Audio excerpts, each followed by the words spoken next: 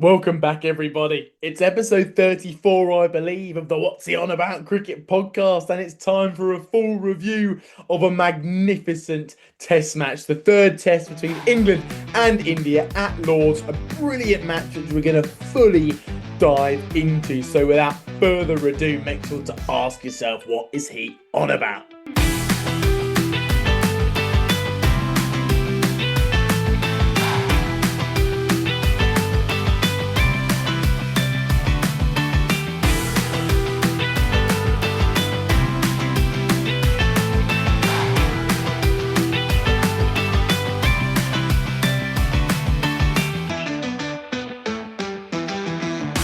It all started day one, Thursday. Things were calm, but little did everybody know that it was about to get heated in the Anderson Tendulkar newly named trophy. England versus India Test cricket. We began on Thursday, and it really was encapsulated. This England first innings by a magnificent 100 by Joe Root. 104 in the end. He finished day one 99 not out overnight. Got to 100 with his first ball in the morning.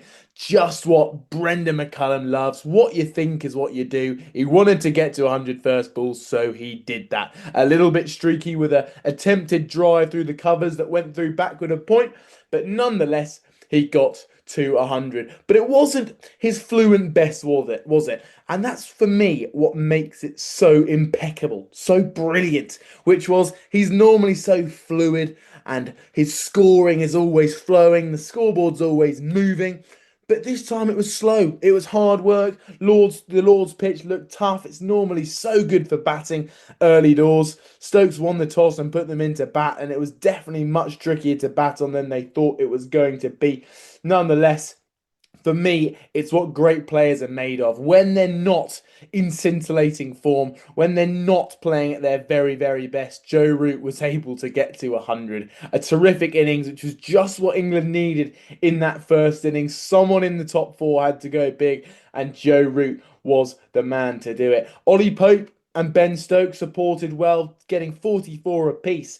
However, where it really started to light up was lower down the order. Jamie Smith's 51 actually lowered his average for the series down to 104 somehow. He is playing absolutely terrifically at the minute, and that 51 felt a little bit below par. Nonetheless, it's exactly what England needed, and Jamie Smith is striking at a strike rate for the best in the series. So no one else is striking faster than Jamie Smith. He's going at 86 for 100 balls, and that 51 wasn't as fluent as he normally is. Nonetheless, just like Joe Root, he got to a 50, which was crucial for the side.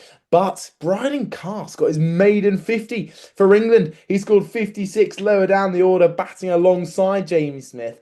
And this puts Bryden Cast's average above Zach Crawley for the series. And you might think, well, Bryden Cast, he must have some not outs, mustn't he? But no, he's got no not outs. Bryden Cast is averaging 23 and Crawley's averaging 21 for the series. Does that raise a few questions?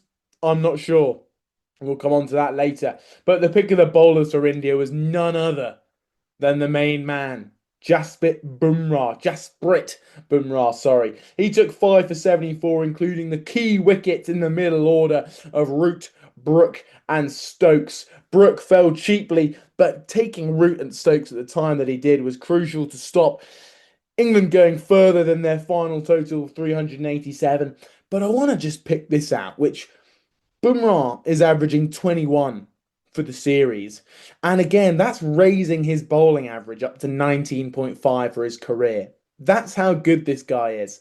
He's taken 12 wickets in the series. He's second place just behind Mohammad Siraj, he's obviously played an extra test match. But nonetheless, his stats are getting worse. This is a below par series so far for Jasprit Bumrah, which is just what England needed. But they finished on 387, as we said before. And then, for the ninth time in Test cricket history, India matched it with 387 as well. And to be a classic Englishman, and in the current time, I'm going to start on India's negatives, which was actually few and far between. But after Shubman Gill made 430 in a single test match, and the second test match, which was at Edgbaston, he actually ended up making 22 in this test match. Thankfully so. And can you imagine if Gill got some runs in the test at Lords? We would have been in huge trouble after we did only end up winning by that same margin of 22 runs. But the main man for India was KL Rahul. He got another 100, his second 100 at Lords in two consecutive visits. And he looked chanceless. To be honest, in both innings, in the second innings until he fell for 39, Rahul just looked like he can't get out. He made the pitch look like it was doing nothing, and it made the England bowlers look completely average. And KR Rahul just looked like it just looked like he was playing on another pitch to everyone else. It was calm, it was fluid, a brilliant 100. But it was a crucial wicket when Bashir got him after getting to that 100 mark. He fell for exactly 100. But Rahul averages 56 at Lords, becoming just the second Indian ever to score more than 100 at Lords. Poor Sachin Tendulkar, who never got his name up on that honours board. But Karen Nair looked good for his 40, but managed just to get out. He's been doing this all series. He looks all right, and then just finds a way to fall. It's quite sad considering how his career arc has been so inspirational after getting that triple 100 against England in, I believe, I'm going to guess 2016. But since then, it might be 2018. Since then, he's dipped down back to first class cricket, but he's had a brilliant year in 2025 and he's earned his space back. But he's not exactly lighting it up. Someone who is lighting it up, everyone. Rishabh Pant scoring another 50 in this series. He made 74 before a incredible Ben Stokes run out. He was moving away from the direction he ended up throwing the ball. He picked it up, turn around, his weight still moving backwards, and his throw goes past the slightly lackadaisical Rishabh Pant, who thought he was in by miles. It was a direct hit which took the bails off after a relatively slow first session for England. Ben Stokes, as always, he made the difference, didn't he? But Jadeja, everyone. This guy is just, he's an annoying cricketer to play against, isn't he? You always think he's a bowler, so he's never going to make that many runs, but he seems to always get 50. His average after three not outs in the series has gone up to 109 after his innings in the fourth innings of this test match, which we're going to come on to. But this annoying cricket was also combined with little partnerships with Nitish Kumar Reddy and Washington Sundar. But once the tail skittled, as they normally do for India, they finished on 387 as well. The wickets were shared among the England pacers with Stokes' run out and some seriously quick bowling from him, reaching 90 miles an hour on several occasions. You didn't think he still had it in him, but he definitely does. He was a pick of the England players for sure. But Bashir, I think, his wicket of KR Rahul was the crucial turning point. Despite breaking a finger, suspectedly breaking a finger on his left hand, I thought that wicket of Rahul was pivotal in this innings. And at the end of day three is when India got out, and it's when things got a little bit spicy.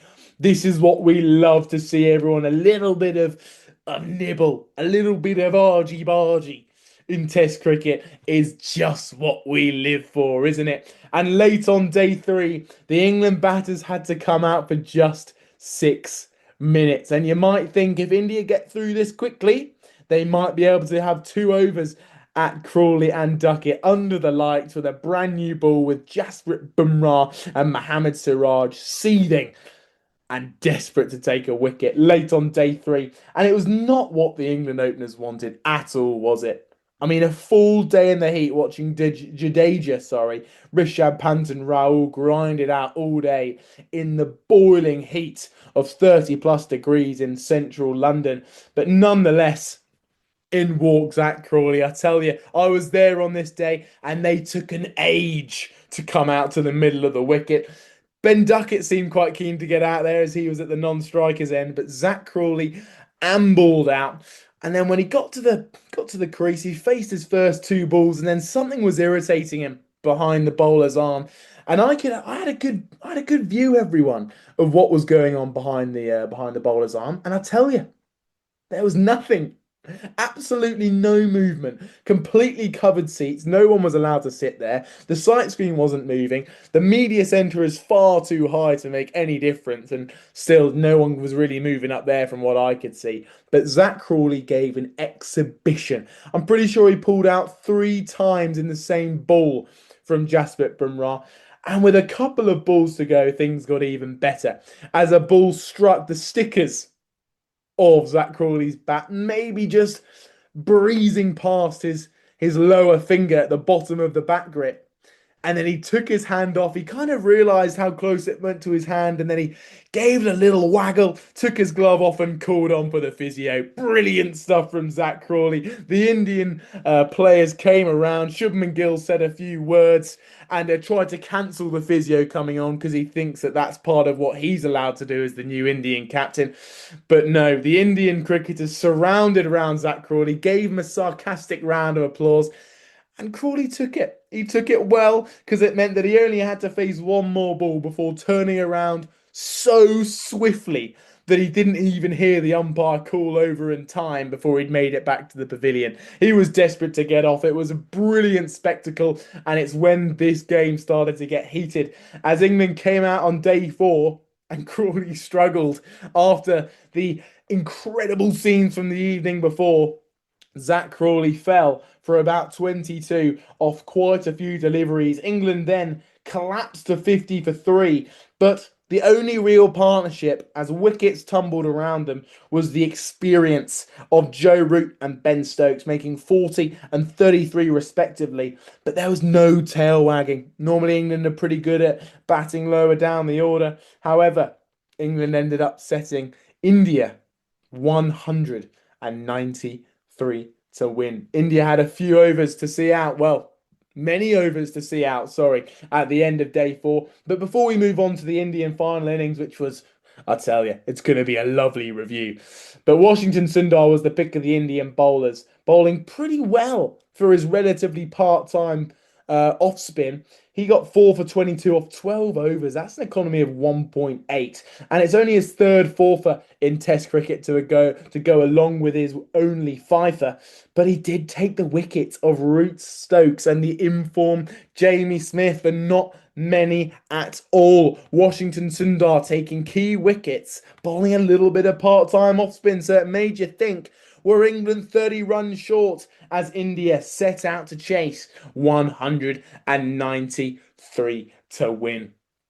But Jofra got to work early, taking the outside edge of Jaiswal. And this was one of the great moments for me in the Test match so far. Jofra, every time he got a wicket, gave a few choice words to the Indian batsman. He was fired up, the series is fired up, and England were all over India on this final day. Jofra was loving it, he was all over it, but we're going to come on to Jofra more in a second because he got some more wickets. Bryden Cast went berserk as well. He got Nair and Gill just before the close on day four. He was bowling with rhythm, very Ben Stokes-esque and Stuart Broad-esque, if I even say those words correctly. But this was at the end of day four. Don't forget. But Bryden Cast went on a spell. He was charging in, and Gill fell for just 9 off 16 balls. And those two, Karen Nair and Shubman Gill, fell in under 3 overs. Back-to-back overs for Bryden Cast. He was on one, and then Akash Deep came in as the night watchman. And this is brilliant, everyone, because he saw what Zach Crawley did last night, and he thought he'd try a little bit of it himself. But it didn't work. He got hit on the thigh pad, called for the physio because, I don't know, maybe his leg underneath the pad was hurting a little bit. Got a bit of the magic spray. I think they might have taped up his thigh pad as well, whatever that was going to do, because it didn't matter. He got out the next over from the captain, Ben Stokes. That was the close of play, 58 for 4, and India needed 135 to win, and England needed 6 wickets to win. With the pitch deteriorating, the game was in the balance. Jofra then came in early doors and absolutely jaffered Rishabh Pant taking the off stump out of the ground with a little bit of movement in and then seam away off the pitch. Pant went back to the pavilion after receiving yet again more choice words from Jofra Archer, who was chomping at the bit, raging. All kinds of words was flowing out of his mouth at Rishabh Pant. He was fired up. It was a brilliant watch. But then there was a little bit of a stall before Ben Stokes got the crucial wicket of KL Rahul for 39. It was given not out on field. Stokes was bowling, and I can imagine it's quite a tricky thing to send a decision upstairs and review it for your own bowling as captain.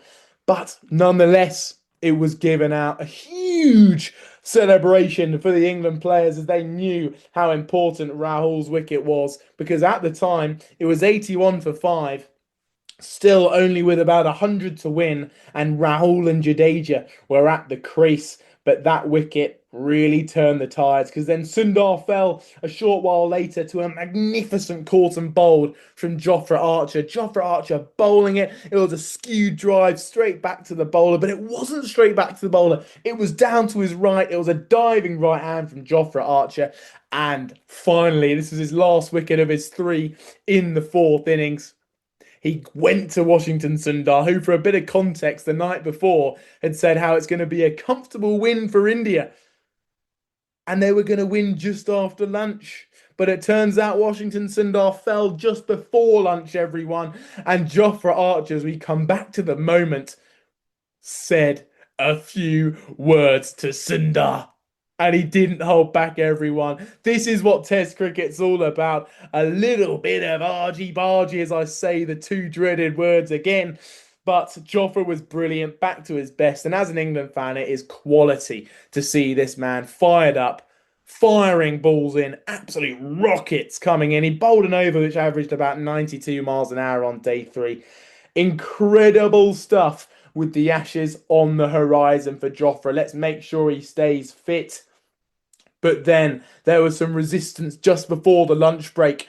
Reddy partnered well with Jadeja as India made their way to 112 for 7. But just before the break, Reddy fell. Another crucial wicket at a crucial time, which changed the tides in the way of England, which is India's fourth innings. This is what it really looked like. Every time they built up a little bit of momentum, England clawed it straight back. But Bumrah came in. This was for session 2, everyone. So it was 112 for 8 at lunch. India still needed around 70 to win. But Bumrah came in and partnered well. He did really well. He chewed up several balls alongside Jadeja. But he hit a pull shot that went straight up in the air from the main man, Ben Stokes. The substitute Sam Cook had a little bit of an awkward catch to take. He took it well. And then at tea, only one wicket fell in session 2. And it was 147 for 9. 40 odd still needed for India. And then, thanks to Jadeja's brilliant 61 not out, that was his 4th consecutive 50. And it really went under the radar after all that happened at the other end, because Mohammad Siraj, after giving plenty of chat and trash talk to the England players, notably Zach Crawley after his time wasting late on day 3. But Mohammad Siraj fell to Shawad Bashir, who bowled a delivery which hit the middle of Siraj's bat straight down into the ground, which then just trickled round his legs and just tapped onto leg stump, took off the singular bail. It just had enough movement to dislodge the bail, and Bashir went steaming off. There was an incredible picture of everyone around the bat. It was Joe Root at silly point, first slip of Harry Brook, leg slip of Zach Crawley, obviously the keeper in Jamie Smith, and then it was Ollie Pope at short leg, all together raising their arms, pointing towards Shah Bashir, arms up in the air, and sprinting after Bashir, who, I mean, it looked like from his celebration he bowled the ball of the century, but it was actually a half tracker outside the off stump, which managed to trickle onto Siraj's stumps. But nonetheless, an incredible test match came to an end as England won by 22 runs, bringing the series to 2-1 to England. They're in the driving seat, everyone, as we move forward to the 4th test that starts on Wednesday of next week. So a preview will be out early next week before the game, that's for sure, of England versus India. And as we end, I want to take this opportunity to make you maybe just share the podcast with a friend. Maybe you've got a friend from India who didn't take the loss too well. Maybe at the end of day 4, he was saying how India were definitely going to win, a little bit like Washington Sundar. But now he's feeling the heat, isn't he? Share this podcast with him. Let him know England are on top. It's 2-1 to England. Maybe follow the no, don't maybe definitely follow the podcast, everyone. Leave a review and make sure it's hopefully a good one as you ask yourself. I hope the question got answered this week, people. It was a hectic episode, drama left, right, and centre, just like Test cricket as it is back to its best. And I hope the question got answered, everyone, of what is he on about. Cheers.